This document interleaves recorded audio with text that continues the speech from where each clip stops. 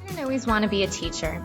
As a child, I had dreams of becoming a veterinarian, a ballerina, a cardiologist, and a crime solver with a team of dogs. I really liked Scooby-Doo. It wasn't until I was in high school that I decided I wanted to become a teacher. I greatly enjoy history, so when I applied to colleges, I was going under the impression that I would become a history teacher. However, after my acceptance into SUNY Cortland, it was suggested I switch to Spanish. My roommate, Erica, suggested this one day after an hour of me translating her songs into Spanish because I thought it was fun. I figured she had a good point, and the adventure began. My studies at college took me to Salamanca, Spain. Here I studied Spanish for 4 months, and I even got to take some history classes in Spanish.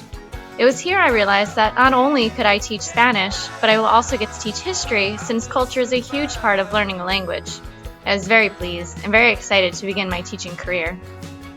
Just prior to graduating, I went to job fairs and sent my resume all over New York State with hopes of landing my dream job. Nothing came. No one asked me to interview. I was heartbroken, but still determined. My brother was living in Maryland at the time, so I applied to Baltimore as a backup and ended up taking a job at Lansdowne High School. I enjoyed my time here, singing and dancing and teaching my heart out. But after 3 years, budget cuts came around and I opted to be the one to leave. Seeing as I had the least amount of years and I wanted to be home anyway, it felt like the right idea. So I moved home. I again started sending out my resume to everyone in Long Island, hoping for a job. This time I had experience under my belt. But no one called. No interviews were set up, except one, a substitute teacher position that I gladly took. I was still applying for teacher positions, but nothing was happening. I had a couple interviews, but was passed on. One day, the department chair and I had a discussion about what I could do to improve my chances. I was nowhere close to giving up on my dream.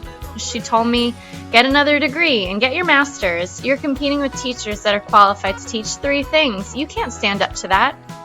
I figured she was right and had a long brainstorm about what else I would want to teach. At Huntington School District, I substitute taught in foreign language and ESL classes. That's when it hit me. I should get my master's in ESL. I love languages and I find them fun, so why not do something that involves all the languages? Then reality set in, and I remembered I had no money and no health insurance. I needed to fix that if I wanted to go back to school. When the opportunity came to be a flight attendant, I thought, why not, I'll apply. They probably won't want me either. Turns out they did, and I decided, hey, I'll travel the world and get my degree. Thus, after accepting the job, I began looking at grad schools. After a year searching for the right school for me, I came across the University of San Francisco and luckily got accepted to their online MATESOL program. Things are looking up now, and in a year when I graduate, I feel very optimistic that I'll be able to get my dream job somewhere in New York. So long as I keep working hard and keep my eye on the prize, that career as an ESL and Spanish teacher will be mine.